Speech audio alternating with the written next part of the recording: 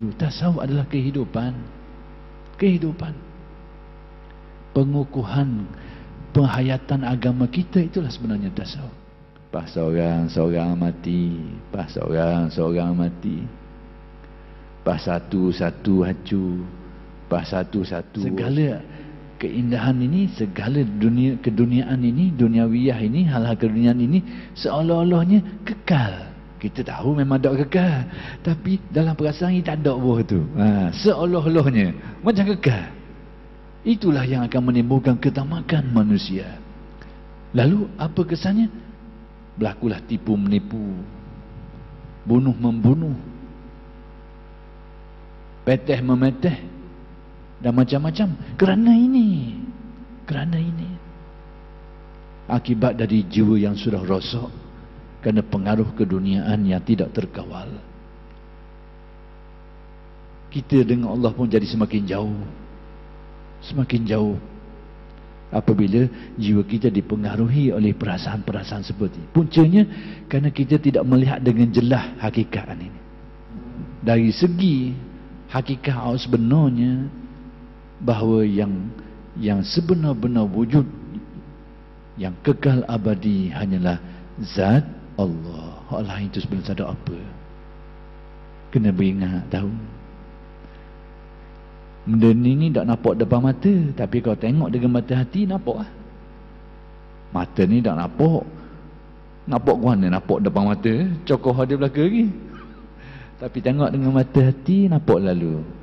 Pas seorang mati, pas seorang mati, pas satu hacu, pas satu rosak, pas satu binasa, pas satu hilang. Nampak lalu dah. Bilang, tak ada kecuali. Tak ada kecuali rupanya. Kena belaka. Itu pandangan mata hati. Cuma mata hati manusia ni ada hak tajam dengan tak tajam dia. Hak tajam nampak sikit, tajam lagi, lain lagi pandangannya. Tapi kalau tak ada mata hati, nampak sepertilah yang dilihat oleh mata kasar ni. Ada semua. Waktu tu mata buta. Ibarat kau, kalau begitu pandangan mata hatinya, tak ada mata hati dia. Pandangannya hanyalah pandangan mata fizik, hanya melihat ada semua. Tapi kalau dia ada cetusan mata hati, dia akan nampak. Hakikatnya tak ada apa-apa belaka. Semua itu adalah pandangan mata hati. Melihat kenyataan sebenarnya depan mata. Memang nampak comel, memang nampak lawa, berkilat. Tapi pandangan mata hati memperlihatkan kepada kita, tak lama mana berkilat pun. Tak dah lama lagi calon situ, calon sini, kelabu situ, kelabu sini. Nampak dah ni, mata tak nampak lagi. Mata ni tak nampak lagi, awak nampak sinar lagi lah tu. Tapi mata hati nampak dah. Allah, awak mau nampak pino-pino gini ni yang menimbulkan kerasuk, yang dengannya hatimu menjadi tamak dan rakus. Tapi bila ada mata hatimu, maka tengok Allah kayak gini, besi buruk belaka, bahan tanah belaka. Ini nampak. Itu adalah pandangan mata hati sebahagian. Jadi yang bahagian kedua itu, Syekh Ibn Atta' dengan kalam hikmat itu menyatakan alam ini binasa dalam hubungan dengan keesaan zat Allah, iaitu supaya kita ini ada kefahaman, ada rasa dalam hati yang lain dari Allah itu tidak kekal wujudnya. Tujuan apa pandangan ini? Supaya jiwa kita tidak rosak dengan sifat hubbud dunia yang membuahkan tamak, lalu mengakibatkan permusuhan, kebencian, perbalahan, pembunuhan dan macam-macam penyakit-penyakit berat manusia ini. Puncanya mari dari situ. Tidak lain kecuali itulah punca. Keyakinan itu sudah menjadi keyakinan kita. Orang yang belajar akidah Ahlussunnah wal Jamaah memang sudah tahu makhluk ini terikat dengan, tertakluk dengan sifat-sifat Tuhan. Sudah tahu bahawa makhluk ini akan binasa, yang kekal hanyalah Allah. Tapi tasawuf nak bawa, nak naik sikit lagi daripada tahu menjadi rasa. Sentiasa sedar dalam hatimu hakikat ini. Teringat-ingat di dalam hatimu hakikat ini. Tahu, tidak sedar. Waktu tidak sedar itulah kita dilanda penyakit. Keluh kesah, gelisah, hilang pedoman. Bukan tidak tahu, tapi lupa. Tidak sedar di hati. Mari penyakit-penyakit nafsu tadi, dengan tamak, dengan sombong, macam-macam mari penyakit itu, lupa. Tapi bila dia menjadi gerak rasa kita, teringat-ingat dalam fikiran kita, terasa-rasa di hati kita, dia akan membasmi, membuang penyakit-penyakit itu. Itu tasawuf. Itu tasawuf. Sebahagian dari tasawuf. Ada orang cuba membayangkan tasawuf ni ilmu yang duduk jauh. Zaman kita ni tak ada ilmu ni. Zaman dulu, zaman orang duduk rumah, dia nak makan ikan pun belakang rumah dia je. Nak makan padi pun dia tanam sendiri, tak ada. Dulu orang ada faham, memahamkan kita tasawuf seperti itu. Sesuatu benda yang tinggi, yang bukan zaman kita ni tak boleh nak ada bertasawuf. Ini keliru. Pandangan yang keliru. Tasawuf adalah kehidupan. Kehidupan.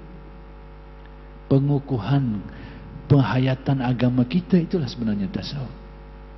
Berarti benda ni kita perlukan hari-hari. Hari-hari kita perlu. Sentiasa kita perlukan. Itu.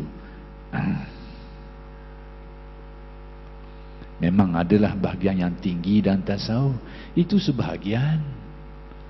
Sebahagian. Tasawuf ni luas. Jadi cuma yang menjadi keliru tu, bila kita ni, bila sebut tasawuf, hanya menjurus kepada bahagian yang tinggi itu saja. Itu silap.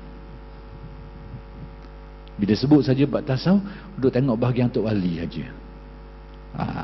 Tengok bahagian tasawuf, duduk tengok maqam makrifat tinggi-tinggi saja.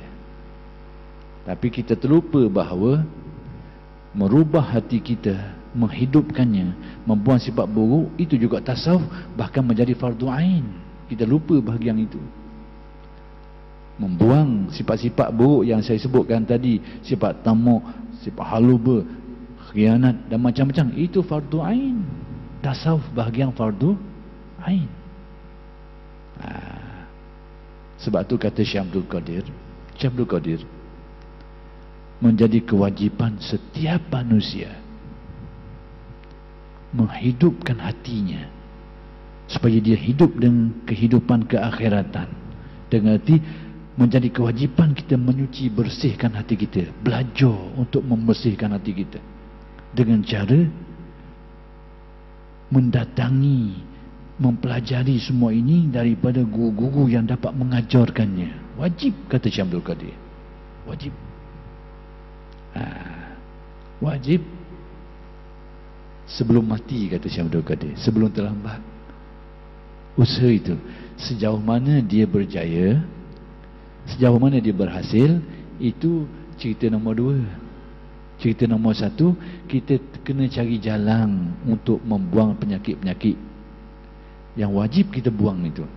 Kitab tasawuf yang tertulis dalam kitab, dengan pelaksanaan penghayatan tu ada lain-lain sikit. Sebab tu kata alim ulama ahli tasawuf, dia kata apa? Sekiranya manusia berjaya membersihkan hatinya daripada sifat-sifat buruk, dia tak perlu belajar ilmu tasawuf daripada guru-gurunya, tak payah. Kalau manusia boleh membersihkan hati dia ni daripada sifat-sifat yang mazmumah, terbuang semua, tak payah dia beramal dengan amalan-amalan khusus tasawuf, tak payah. Tak payah dia pergi jumpa guru tu guru ni, padang dah. Tapi kata Ghazali, berapa orang hak gitunya? Berapa orang hak gitu? Pelang atas kertas memanglah. Kalau boleh buang benda ni, tak payah beramal amalan khusus, tak payah pergi ngaji tok guru, pelang atas kertas. Tapi atas darat, berapa orang je ada kesan tu? Pak atas daratnya. Atas kertas memang, siapa dia bersih, tak ada apa. Atas kertas.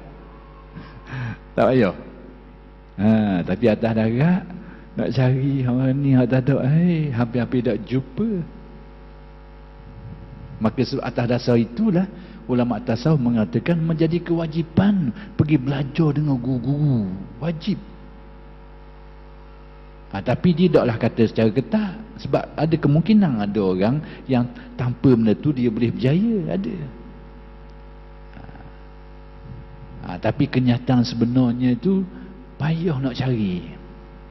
Payah nak cari kenyataan sebenarnya. Jadi atas dasar itulah kita dengar petua-petua ahli tasawuf, wajib seseorang itu belajar dengan guru. Berguru secara khusus untuk tujuan-tujuan seperti ini.